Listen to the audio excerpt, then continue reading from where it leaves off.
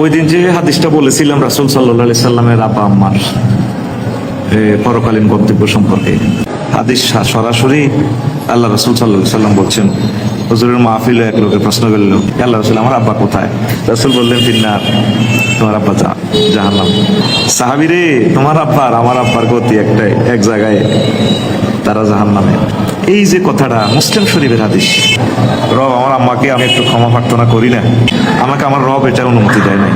যেসব ইহুদিদের দালাল জাহেল মৌলবীরা প্রিয় নবী সাল্লাল্লাহু আলাইহি সাল্লামের পবিত্র পিতামাতাকে জাহান্নামী বলতে চায়, নাউজুবিল্লাহ, ওরা কিছু মানসুখ হাদিস শরীফ দলিল হিসেবে উল্লেখ করতে চায়।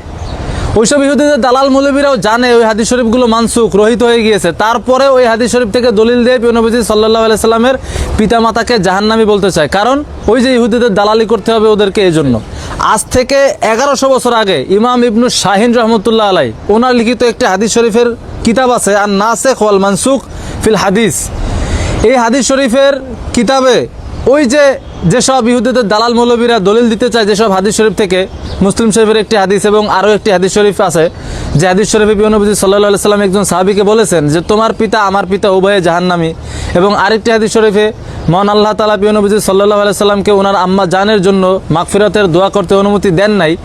এই যে হাদিস শরীফগুলো যেগুলো ইহুদিদের দালাল মৌলবীরা দলিল দেয়, সেই হাদিস শরীফগুলোকে সবগুলোকে উল্লেখ করার পরে আজ থেকে 1100 বছর আগে ইমাম ইবনু শাহিন রহমতুল্লাহ আলাইহি বলেছেন যে এই হাদিস শরীফগুলো সবগুলো মানসুখ হয়ে গিয়েছে, রহিত হয়ে গিয়েছে। তারপরে নাসেখ হাদিস উনি বর্ণনা করেছেন। নাসেখ হাদিসে উনি এনেছেন ওই জমানার মুনাফিকরা বলতো, প্রিয় নবীজি সাল্লাল্লাহু আলাইহি সাল্লামের জমানার মুনাফিকরা বলতো যে প্রিয় নবীজি সাল্লাল্লাহু আলাইহি সাল্লাম উনি তো ওনার পিতামাতারই কোনো উপকারে আসবে না, তাহলে অন্যদের পিতামাতার উপকারে কি আসবে? ওই জমানার মুনাফিকরা এটা বলতো। তাহলে এখন যারা প্রিয় নবী সাল্লাল্লাহু আলাইহি সাল্লামের পিতামাতাকে জাহান্নামী বলে, তারা ওই জমানার মুনাফিকদের উত্তরসূরি। তো মুনাফিকরা যখন এটা বলতো, বলাবলি করতো, তখন একজন সাহাবী প্রিয় নবী সাল্লাল্লাহু আলাইহি সাল্লামকে জিজ্ঞেস করলেন, ইয়া রাসূলুল্লাহ সাল্লাল্লাহু আলাইহি সাল্লাম আইনা আবুকা? প্রিয় নবী সাল্লাল্লাহু আলাইহি সাল্লাম, আপনার পিতা কোথায়, জান্নাতে নাকি জাহান্নামে? তখন প্রিয় নবী সাল্লাল্লাহু আলাইহি সাল্লাম বললেন, মা সাআলতুহুমা রাব্বি ফাউতিনি ফিহিমা।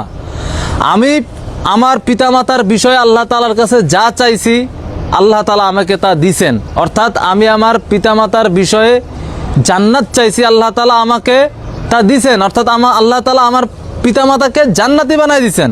এরপরে 1100 বছর আগে ইমাম ইবনু শাহিন রহমতুল্লাহ আলাইহি ওনার লিখিত আর নাসেখ ওয়াল মানসুখ ফিল হাদিস, এই হাদিস শরীফের গ্রন্থে আরেকটি হাদিস শরীফ এনেছেন প্রিয় নবী সাল্লাল্লাহু আলাইহি সাল্লামের পিতামাতা জান্নাতি বিষয়ে। সেই হাদিস শরীফে প্রিয় নবী সাল্লাল্লাহু আলাইহি সাল্লাম বলেছেন, সাআলতু রব্বি ফা আহইয়ালি উম্মি ফা আমানাত বি সুম্মা রাদ্দাহা। অর্থাৎ